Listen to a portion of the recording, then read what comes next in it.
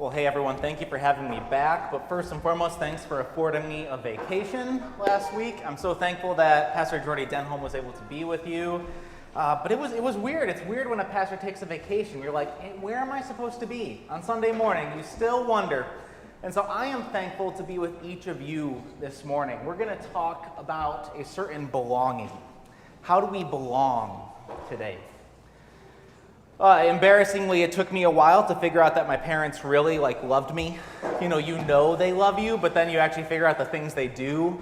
I bought a bottle of contact solution for myself, and I remember calling my parents and being like, I had no idea you were spending that much money on me, right? They could have just made me wear rec specs as I played sports.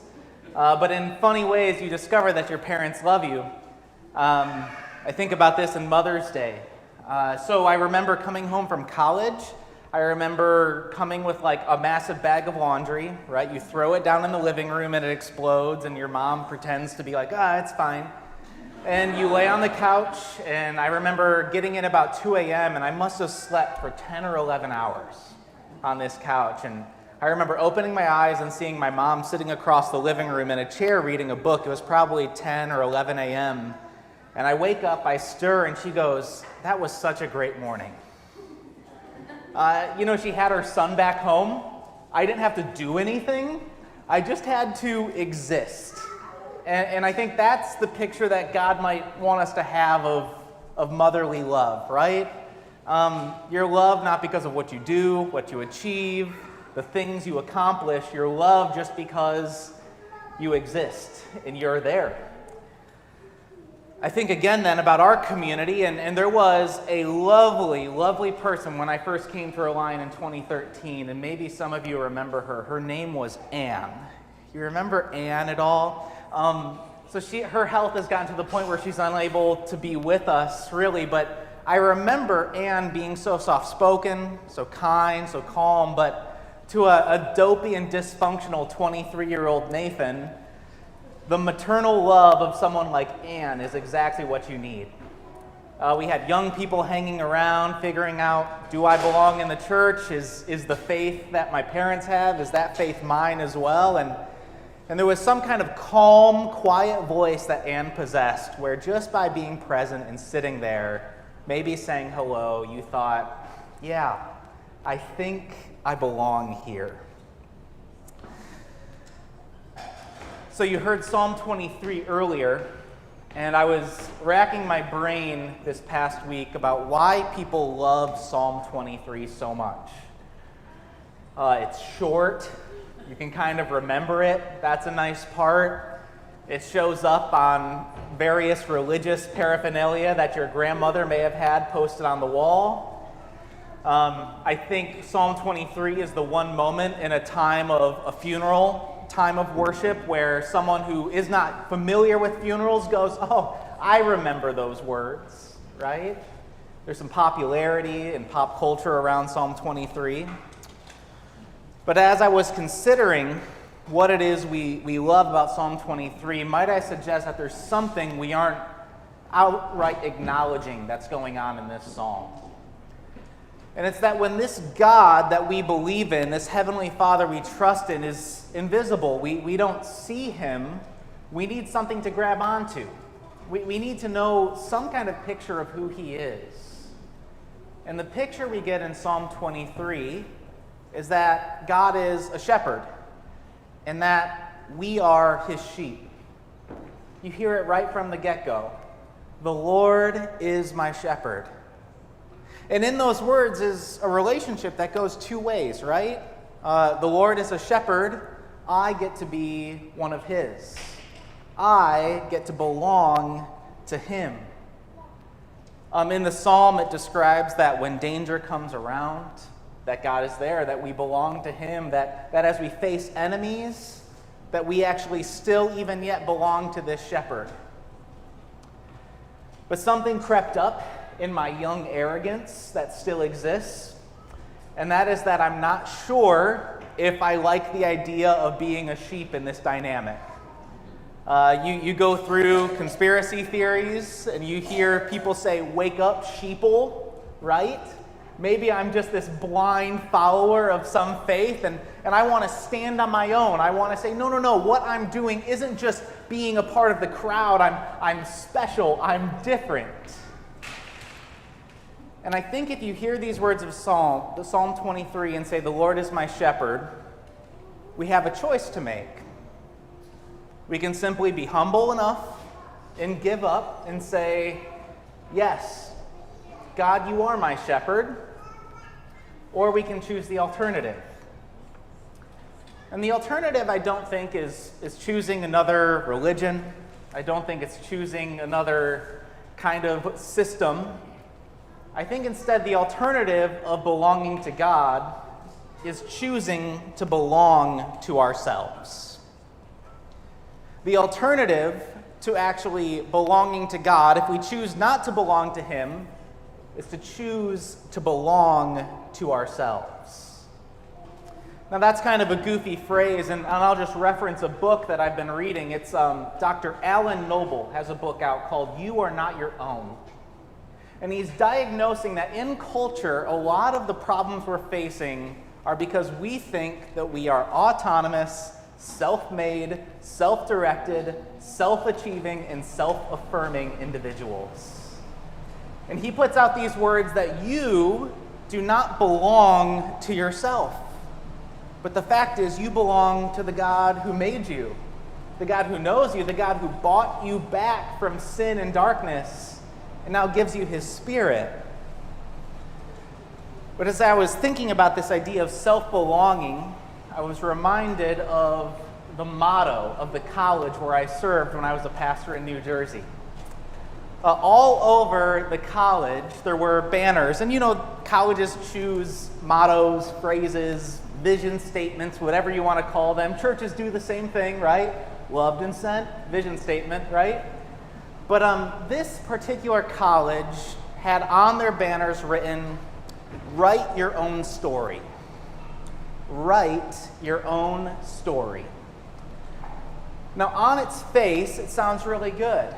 This college was outside of New York City. It specialized in grabbing students out of the urban core, out of places like Newark, the Bronx, Yonkers, other difficult areas where young people had very little economic opportunity and very little chance at ending a cycle of poverty in their family.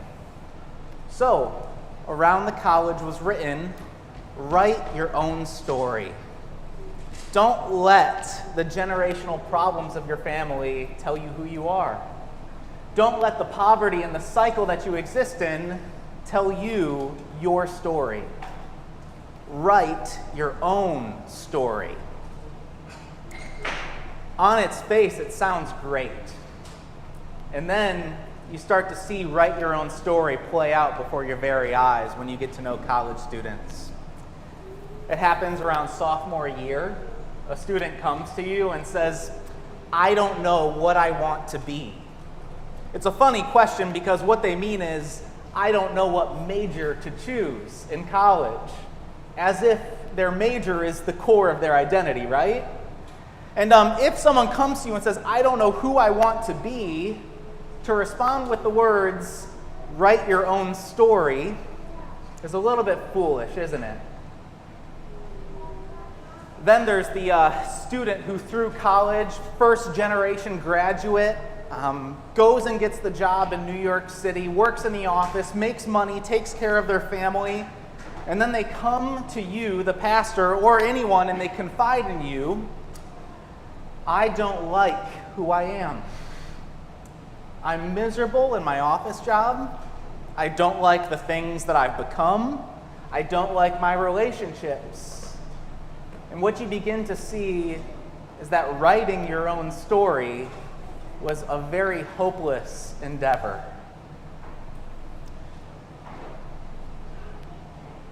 The hope is that we do not belong to ourselves, but can find belonging in God.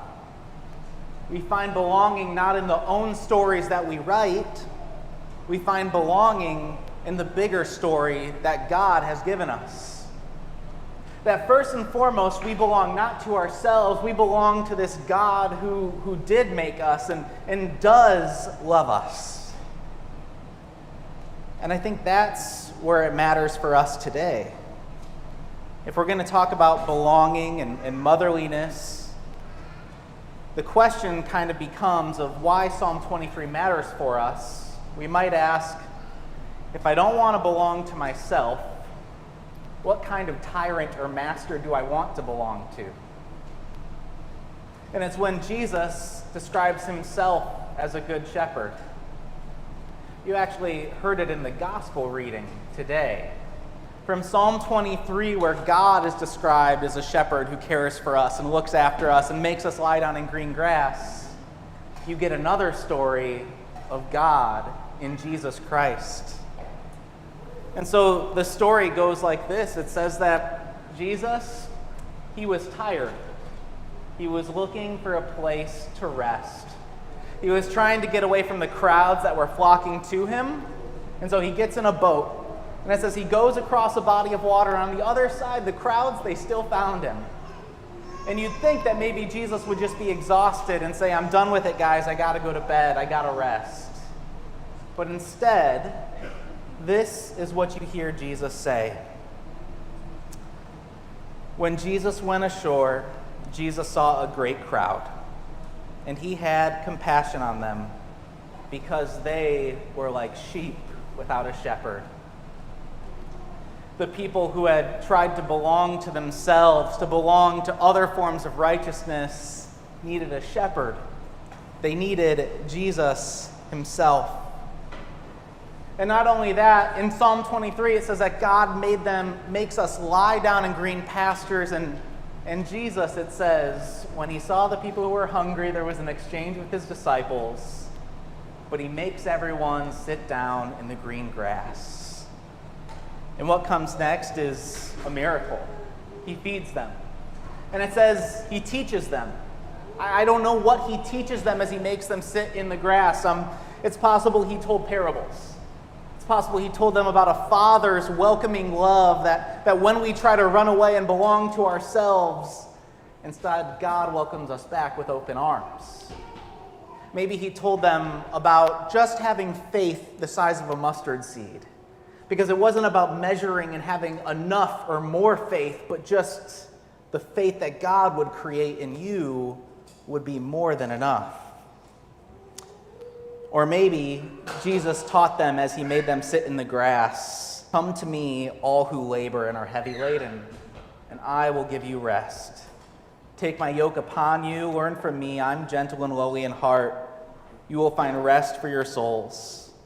For my yoke is easy and my burden is light." It says that when he had taught them and he had given them something to eat, they were satisfied. Not satisfied in themselves, not satisfied in their accomplishments, their careers, and what they had built. They were satisfied because they belonged to Jesus. He looked at them like sheep without a shepherd, and he made them lie down in the green grass. So for us at Reliant, there was a discernment committee, we called it. About a month ago, it kind of concluded, maybe a couple weeks back. And what we wanted to do after really someone like Bobby Walston, who loved us so well, took a call to Colorado, is discover who we want to be at Reliant. And on its face, you ask questions like that of who we want to be, and you can talk assets, right? You can talk about a building, you can talk about a place, a location. But what it comes down to as we discover who we are as a church is that we are a people. We are a people who, and the key word that came out of it was a people who belong. Somehow, we have found belonging here. And in the same way, we've experienced belonging to God. Because once again, I think who we are at Reliant, and I'm trying to kind of get my head around this a little bit more, is that somehow this community has always caught people before they fell through the cracks.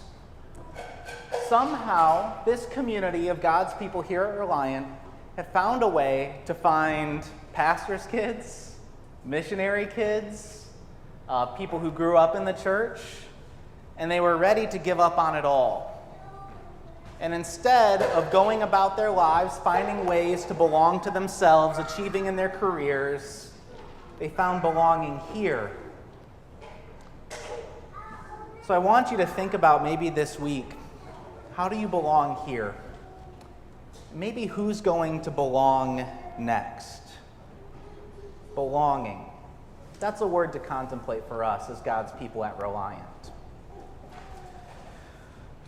Well, the beauty of belonging is that it is not all up to you. You don't get to choose who walks through the doors. You don't get to choose who belongs here. Instead, we believe that there is a good shepherd, one who is much greater than us, that we belong to, and that others will also learn to belong. And so there's things that we do in our life here at Reliant that actually really matter in this belonging to God. There's times when we hang a banner and we put the name of a young child up here, right? And we take this little fount over here and we put some water in it, and Jeff comes and he splashes around in it to show you that it's just water. But in that water comes a promise. It's a name. We say the child's name and we say God's name, that they are placed into the name of the Father, the Son, and the Holy Spirit. It's not ritual. It's not empty. It means something for us. That in that moment we belong to God and not ourselves. Another thing we do in our life here at Reliant, I saw take place about 2 weeks ago. And we are a part of a larger church body, and we began our confirmation classes. In the Lutheran faith, confirmation is a way for us to teach people around middle school age more about their own faith. And the plea to them was not that their pastors had the perfect program for them, or that we had the exact way that we could promise parents that their kids would know Jesus. No, the plea to that class was that they could question, they could ask, they could explore, but that they would hold on to Jesus. And not just that, but that Jesus would hold on to them. Our life together as God's people is one of belonging, first and foremost. I have, when I was interviewing with congregations, they were always asking me things like, how are you going to grow our church, right? There's a lot of flags that go off in my mind when someone asks, how are you going to grow my church? But I digress. Another day I can explain.